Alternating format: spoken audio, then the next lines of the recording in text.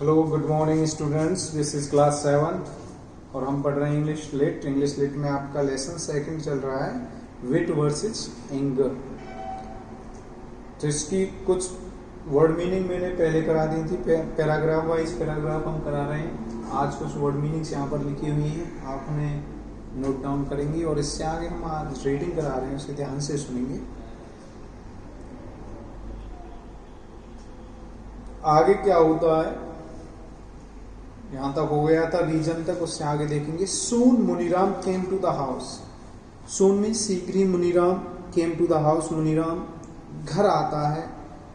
Wear the courtiers were sitting, जहां पर दरबारी बैठे हुए थे। इन आर डिजेक्टेड मूड, एक निराशावादी, एक निराश मनोभाव में।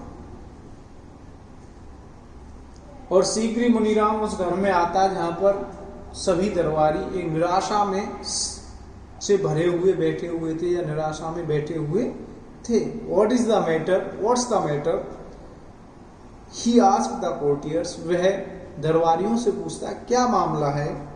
There is something wrong with the king, राजा के साथ कुछ गलत हो गया है।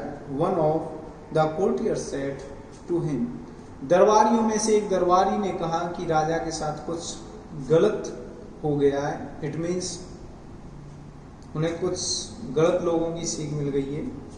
Please do something to cheer him up, please कृपया कुछ करिए, डू समथिंग कुछ करिए, टू चीयर हिम अप उसे खुश करने के लिए आप कुछ करिए। Otherwise we will be thrown into the prison, अन्यथा हम सभी जेल में डाल दिए जाएंगे। बाय द इवनिंग, शाम तक। मुनीराम सेड, मुनीराम ने कहा, लेट मी सी, मुझे देखने दो।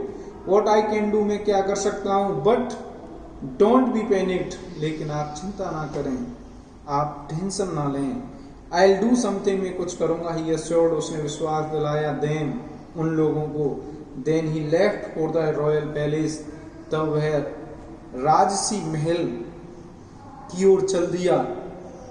Straightway, सीधा गया। He went to the room, सीधा है कमरे में गया। Where the king was sitting, जहाँ राजा बैठा हुआ था वह सीधे उस रूम में गया, उस कमरे में गया।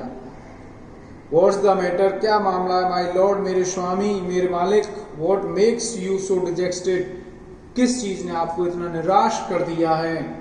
ही आस्क्ड पोलाइटली, उसने विनम्रता पूर्वक कहा। As soon as the king saw the jester he at once said, जैसे ही राजा ने उसका हाव भाव मनोभाव देखे उसने तुरंत कहा। Nobody has given the correct answer my questions, किसी ने भी मेरे प्रश्नों का सही उत्तर नहीं दिया। What is the solution to the problem, इस समस्या का क्या समाधान है, क्या निराकरण है। व्हाट इज ही आस्क्ड, उसने पूछा। Muniram paused for a while, Muniram कुछ समय के लिए रुका। And then bowing his head said, तब उसने अपना सिर झुकाते हुए कहा। I see, मुझे लगता है। The only solution is not to answer, कि केवल उत्तर समाधान ही देना इसका कोई उत्तर नहीं है। Any of your questions, तुम्हारे और भी प्रश्न होंगे। My lord, मेरे स्वामी। What do you mean, तुम्हारा क्या मतलब। Is there anyone in my kingdom, क्या मेरे राज्य में कोई ऐसा व्यक्ति है। Who will remain silent, जो चुप रह सकता है। When I ask question, जब मैं प्रश्न पूछूं। आस्क्ड सुजान सिंह, सुजान सिंह ने पूछा। इन अमेजमेंट, आश्चर्य में।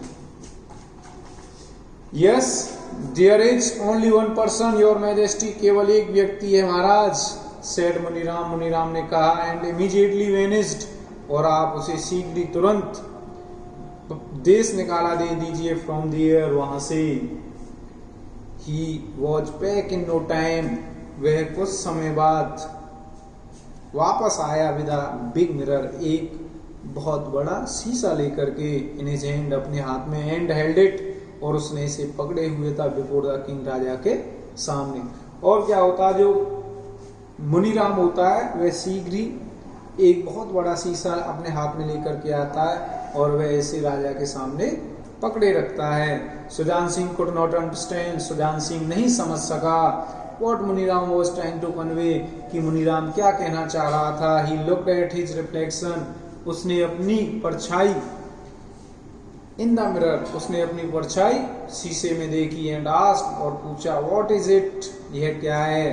The person whose reflection you see in the mirror, व्यक्ति जिसकी तुम परछाई इस शीशे में देख रहे हो, इज द वन, वह केवल एक है, who will not answer a single question of yours, जो तुम्हारे प्रश्नों के उत्तर नहीं दे सकता, वेदर यू शाउट, चाहे आप चिल्लाओ, स्कोल्ड या फटकार लगाओ, और बेग या याचना करो या भीख मांगो, सेड मुनीराम कामली, मुनीराम ने शांति पूर्वक कहा।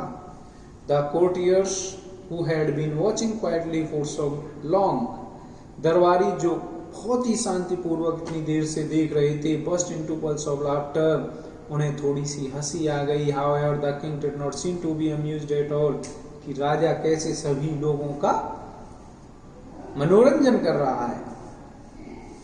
यहाँ पर आप टिक लगा लीजिए, ये आपकी वर्ड मीनिंग्स हैं, इन्हें अपनी फेयर नोटबुक में राइट करेंगे, और फेयर नोटबुक में राइट करने के बाद इस चैप्टर को यहाँ तक अभी मैंने आपका रीड कराया है, इसके नीचे अंडरलाइन द टिपिकल वर्ड्स, जो वर्ड आपको नहीं पढ़ना आता है या उसकी मीनिंग नहीं आती है, उसके नीचे अंडरलाइन करेंगे और उसे नोट करेंगे, फाइंड आउट करेंगे वर्ड मीनिंग्स, वैसे मैंने यहाँ पे लिखा दी। ओके, तो ये होमवर्क है आपका। Thank you.